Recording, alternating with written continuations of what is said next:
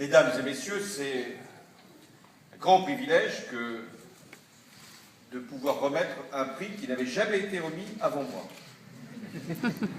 C'est la première fois qu'est décernée cette récompense, le prix de l'audace artistique et culturelle. Cette initiative est venue d'un homme audacieux, Marc de la Charrière, qui déjà avait eu l'idée de remettre à des créateurs ou à des chefs d'entreprise un prix qui portait le nom de l'audace. J'avais d'ailleurs dit à cette occasion qu'il faudrait remettre aussi un prix de l'audace politique, mais pour l'instant, on n'a pas encore lancé ce projet. J'ai en plus devant moi une assemblée assez exceptionnelle. D'abord un président. Le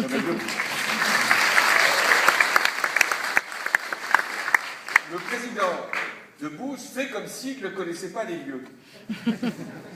Ce qui n'est pas exact, car il y a quelques mois, j'étais donc tout à fait légitimement dans cette maison, car le suffrage universel m'en avait donné la légitimité, quand je vois un autre président arriver.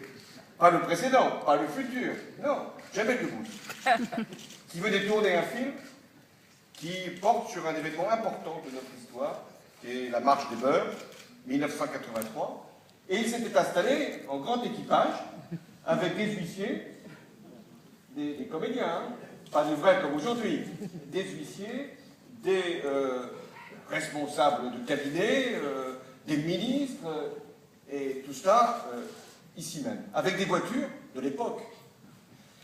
C'est très différente d'aujourd'hui. Aujourd'hui, elles sont beaucoup plus petites. On a fait des économies. Et donc, ici, j'allais dire, Jamel Debbouze est chez lui. Il ne faut pas que je le dise trop souvent, parce qu'il va finir par revenir. Je salue les ministres, sans lesquels cette initiative de l'audace artistique et culturelle n'aurait pas pu trouver sa place.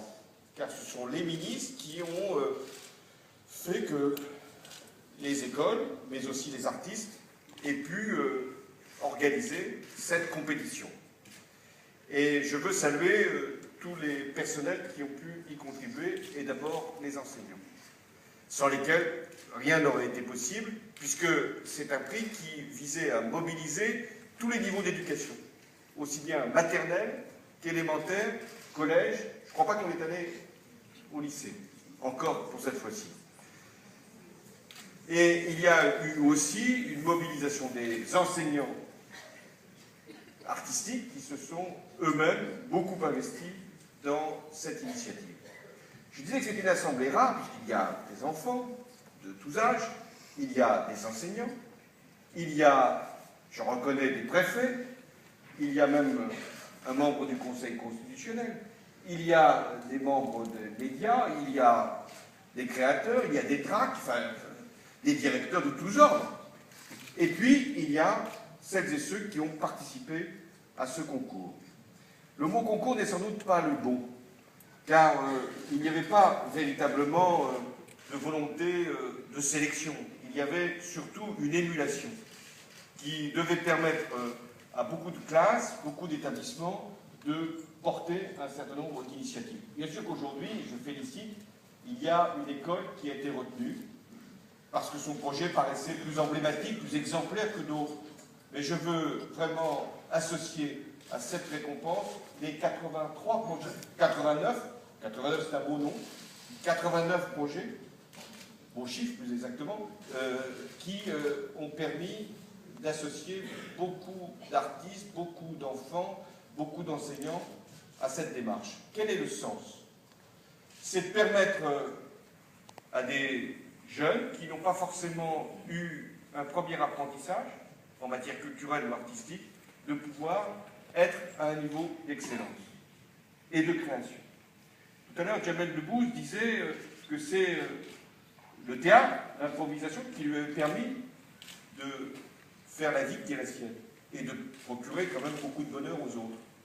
Moi, je suis allé dans son collège. Il n'était pas encore enfin, il était déjà très connu, mais il n'était plus dans ce collège. Et ce collège de Trappes, il a permis à Jamel d'avoir cette carrière, mais à d'autres aussi. Car maintenant, chaque fois que je vois un artiste, je dis, vous êtes de Trappes, vous venez au collège. Même ceux qui ne sont pas passés au collège, c'est comme pour l'ENA. Ils disent, moi j'ai fait le collège de Trappes, et donc je mérite d'être soutenu. Et c'est vrai qu'il y a eu dans ce collège, il faut saluer les enseignants et les principaux qui se sont succédés, cette volonté de pouvoir faire éclore un certain nombre de jeunes, qui ne sont pas forcément devenus des professionnels, des artistes, mais qui ont, grâce au théâtre, grâce au cirque, parce qu'il y a eu aussi une volonté d'avoir cette animation-là, ils ont pu prendre confiance en eux et conscience de leur qualité. Eh bien, c'est ce que vous vouliez faire avec ce prix d'audace. Il y a aussi l'idée de la langue française, c'est pour ça que Yamina Duguier est ici, parce qu'il y avait cette volonté de porter aussi notre langue au plus haut niveau et de faire travailler le ministère de la Culture avec le ministère de l'Éducation nationale, ou réciproquement le ministère de l'Éducation nationale avec le ministère de la Culture. Car quand on veut faire un plan d'éducation artistique, il faut que les deux soient présents. Et on a besoin des deux. On a besoin de tout ce réseau formidable de nos écoles et de nos établissements. Et on a besoin aussi d'artistes qui viennent dans les établissements. Et d'enseignants. Parce qu'il faut quand même rappeler, je le dis souvent, que c'est très difficile de faire de l'éducation sans enseignants. Certains s'y sont essayés, mais ça ne marche pas. Je dis même pour les élèves qui voudraient quelquefois avoir cette occultation de faire la classe sans le professeur qui puisse enseigner. Eh bien non. Nous avons besoin d'enseignants et c'est pourquoi nous avons créé des postes d'enseignants et aussi dans la filière artistique parce que toutes les disciplines doivent être professées. Donc je félicite les vainqueurs. Pourquoi ont-ils été sélectionnés? Ça, j'aimerais bien le savoir, mais il y a quand même quelques éléments. Je crois il y a eu cette association juste avec un grand artiste, c'est vrai. Il y a eu aussi une région, la Bretagne, ici bien représentée, qui s'est mobilisée. Une ville qui s'est également pleinement impliquée.